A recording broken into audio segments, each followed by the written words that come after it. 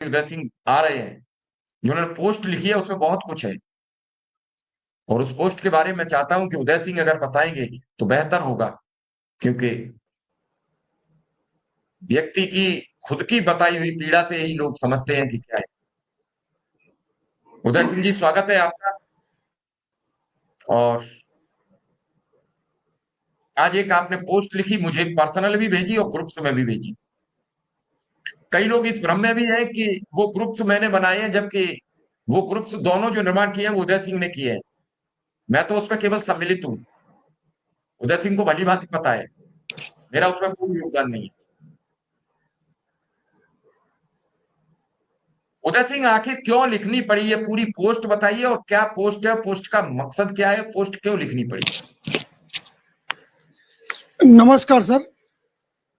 Hello, नमस्ते। जी आवाज आ रही है?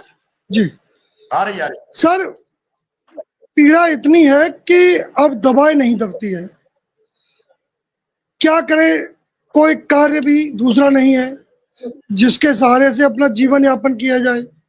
इतना समय भी नहीं है क्योंकि हम गांव से दूर लगभग 20 किलोमीटर दूर, शहर से दूर रहते हैं, तो कोई काम हमें अतिरिक्त मिल भी नहीं सकता कि हम वहां जाकर के कोई काम कर सकें। कोई स्वरोजगार भी नहीं है हमारे पास, तो जीवन काटना बड़ा कठिन हो गया है। अब कह नहीं सकते कितना कठिन हो गया है, लेकिन जी रहे हैं। किस तरह से जी रहे हैं ये ईश्वर जानता है।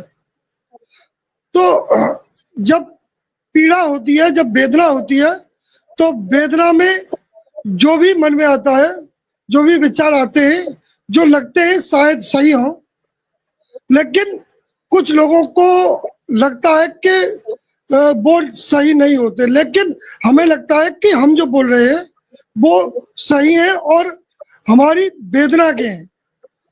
तो इसलिए जो भी मन में जो विचार आते हैं, क्योंकि यदि हम अपने संगठन से नहीं कहेंगे तो फिर किससे कहेंगे?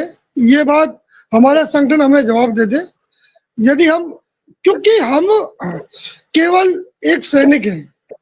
जब आप आह्वान करते हैं कि ब्लॉक पर मीटिंग होनी है, जिले पर बैठक होनी है, धरना होना है, या प्रदेश पर धरना होता है, तो हम एक सिपाही की पूरी जिम्मेदारी लेकर के उस कार्य को करते हैं। और ये आशा करते हैं कि जब हम आपके साथ हैं, जब हम आपके साथ खड़े हैं, तो आप भी हमारे साथ खड़े रहें, और आप जिस जिस भंवर में हम फंसे हैं उस भंवर से निकालने का आप यथासंभव प्रयास करें। जी सर। उदय सिंह, पोस्ट में कई चीजें आपने लिखी और आपने कहा कि ये आप कटाक्ष नहीं है, इस ये हमारी वेदना है। क्या आप इन्हीं पंचवर्षीय में कुछ निपटाएंगे या अगली पंचवर्षीय को ले जाएंगे?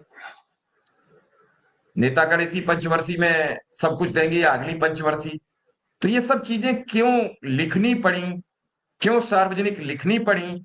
लगातार आपकी तो बात हो रही है, आपकी चीत हो रही है, और उसके बावजूद यहां तक बात आई। हमारे साथ विक्रम सिंह जी भी आ गए, उनका भी स्वागत है। जी उदय। ये जी, ये बात मुझे इस तरह संज्ञान में आई कि परसों हमारे माननीय एमएलसी साहब जब डिबेट में बैठे थे, तो उन्होंने जिस तरह से जो विचार रखे शिक्षा मित्रों के बारे में, तो हमें लगा कि शायद अभी कहीं ना कहीं कुछ ना कुछ तो गड़बड़ है।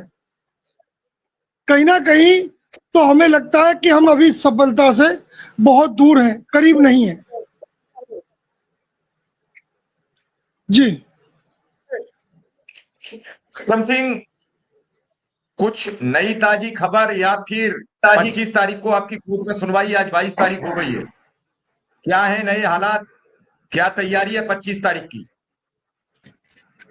जी सर, आपका बहुत बहुत आभार। बड़े भाई उदय जी को भी सादर प्रणाम।